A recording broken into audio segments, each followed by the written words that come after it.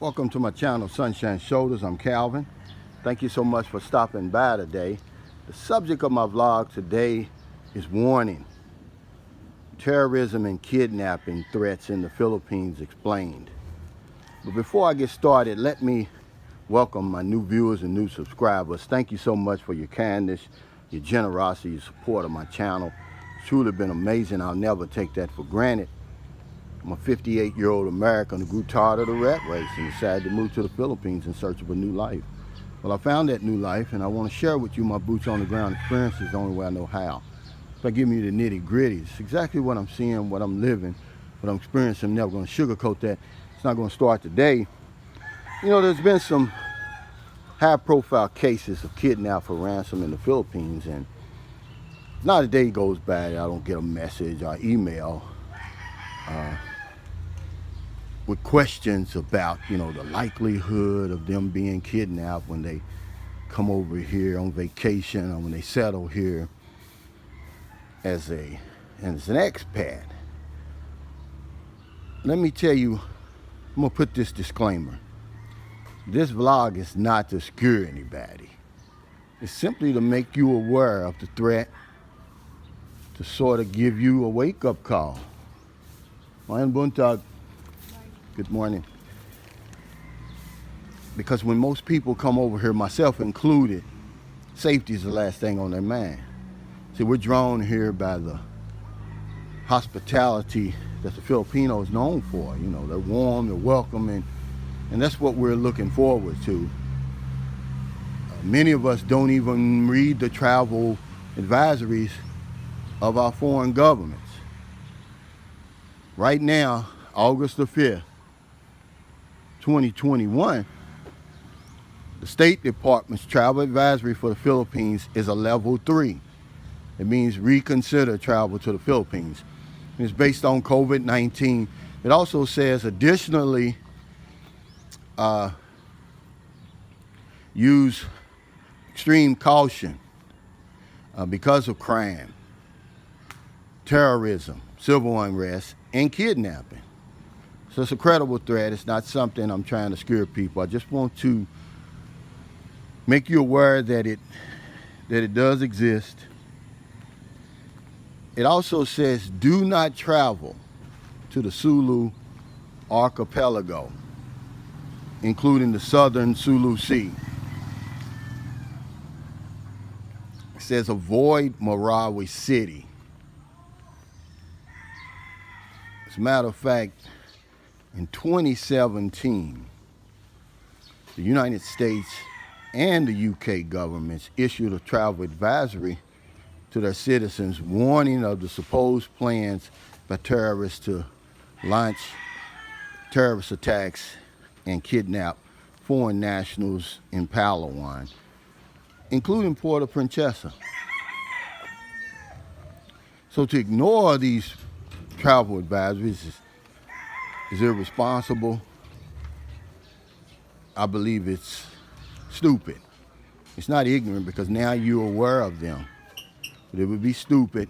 And I know you often hear me talk about how safe it is here in the Philippines. It is, you know, but depending on your lifestyle and depending on where you are, you can be in the wrong place at the wrong time. There's really nothing you can do about that.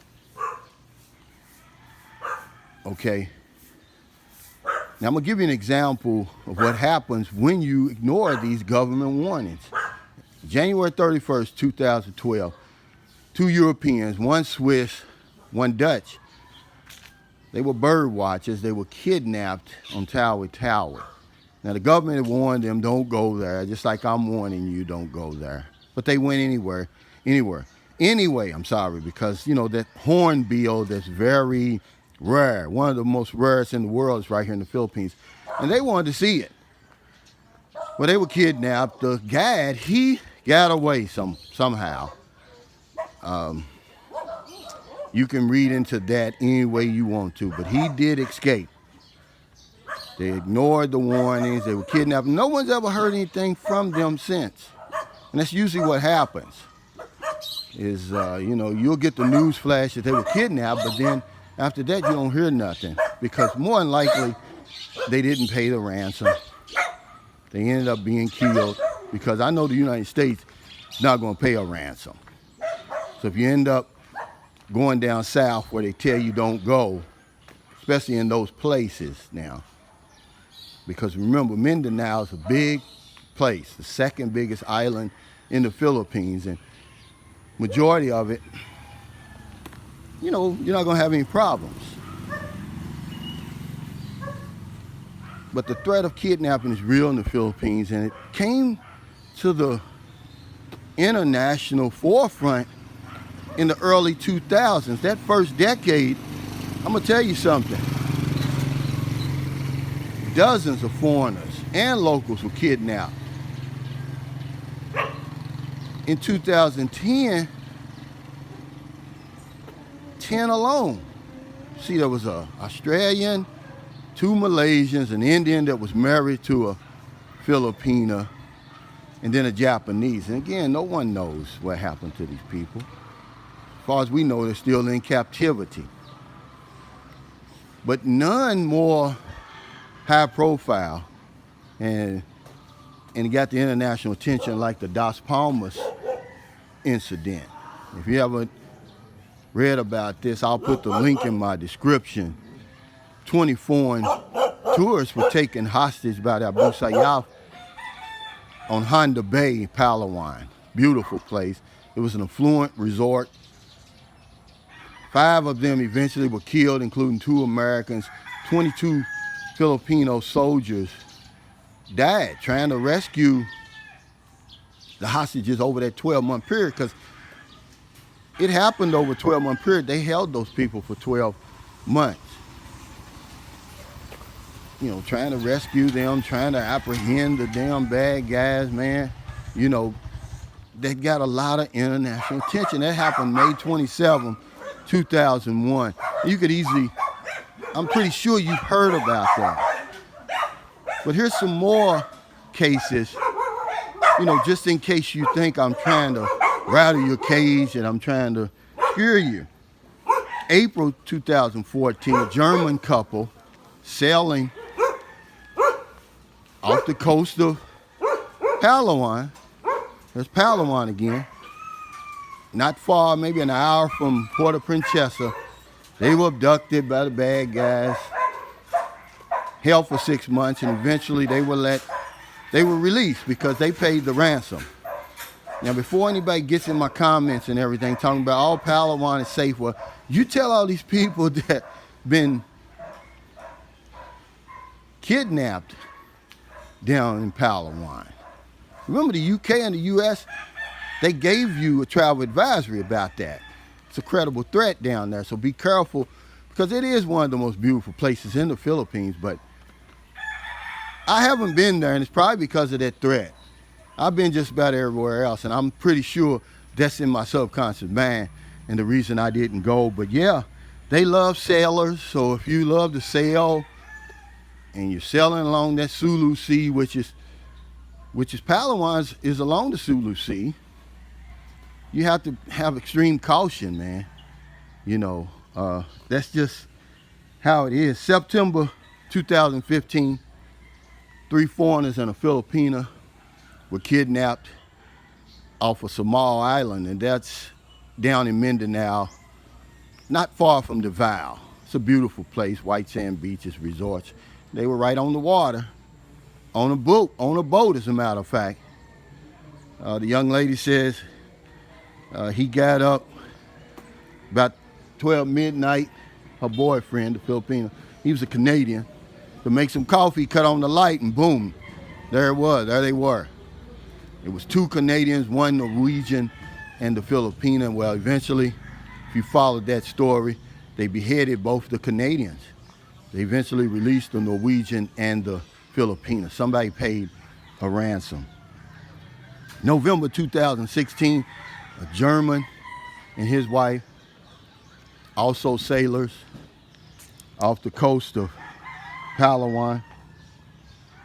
She was murdered on the ship, never made it off. She fought for her life,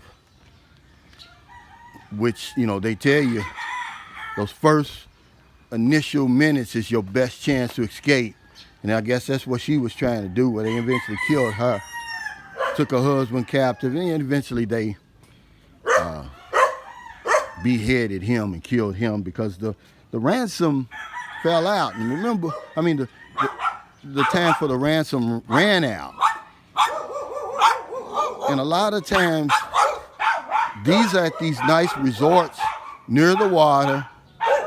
A lot of times the people on their boats, they love to take sailors, because what they'll do is they'll pay the local fishermen for tips on the whereabouts for boats, especially sailing boats.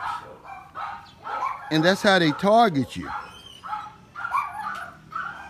But it just doesn't stop there. Hey, man buntag. Man buntag. But it just doesn't stop there. Many Chinese, Taiwanese people who are associated with these casinos, associated with the Philippine offshore gambling operations, they're kidnapped. I mean, all the time up there in Manila. Gambling debts, contracts, just different things like that. So yes, terrorism, kidnapping is a threat here. I mean, will it happen to you? More than likely not. But somebody has to talk about it. Nobody else is going to talk about it. I'm going to give you the 360. Somebody has to give you the nitty-gritty. We can't talk about booty, beaches, and bombshells all day. I just want you to know, when you get over here, be aware of your surroundings. Be aware of who you with, where you're going. Read the travel advisories. Hey, good morning. Sign up for the STEP program if you're in the United States. It's free. Smart Travelers Enrollment Program. Man buntag. Follow the State Department, or your State Department, on Facebook and Twitter, man. Stay abreast of any changes, any threats, any warnings that may be happening in your area. Recently, there was a threat in Bohol that the Philippine military were tipped off, and they were able to destroy that. They were planning on, and this was in Bohol, not far up the coast from Panglao, because that Alona Beach is a very popular beach there. Their plans was to kidnap unassuming foreign nationals for ransom. Believe it or not, when I took my family to Sapalai back in March, little did I know that there was a credible threat of being kidnapped right there on Sugar Island. I didn't even know it. And I'm somebody, I've been over here for years, and again, I took it for granted, man. I never even checked. Because I was wondering, hindsight being 2020, even though it's a pandemic, I was like, there's nobody here. We're the only ones here. And that's why my engineer told me, because he's doing a project down here there. He said, yeah, there's a warning now to be careful in Sapalai, especially on Sugar Beach. The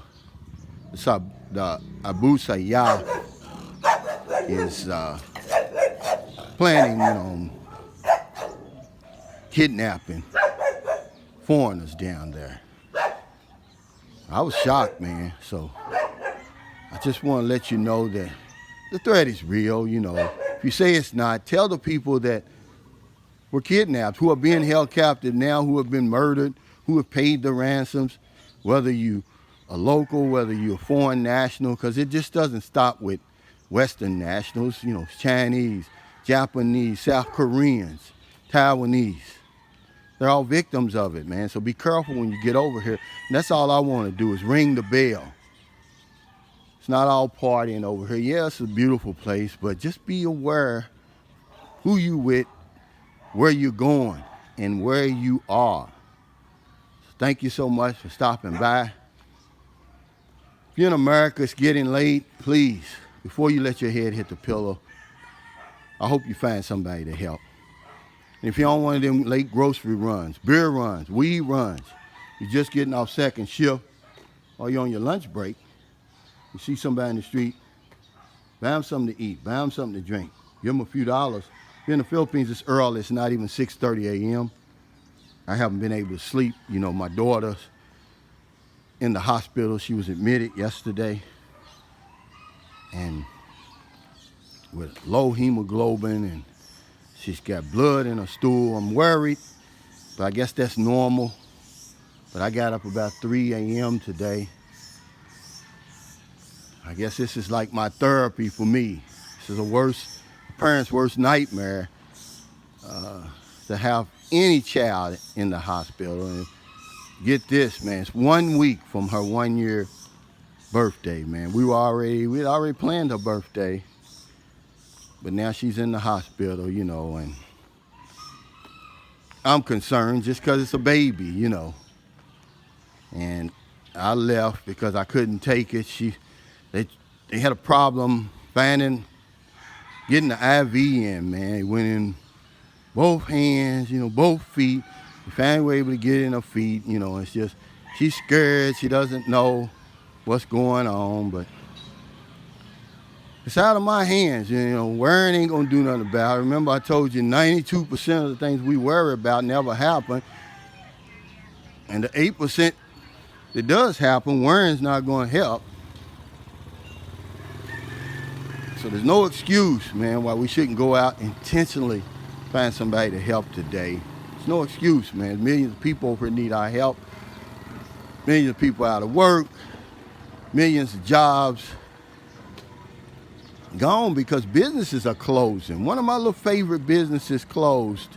It's like a little 99-cent store over here, but it was like everything was 28 pesos. Then the gym right around the corner from me, it closed down. Because if I don't know anything else, I know this one thing for sure. When we help other people, we help ourselves. Take care, stay safe, stay COVID free. I'll see you next time.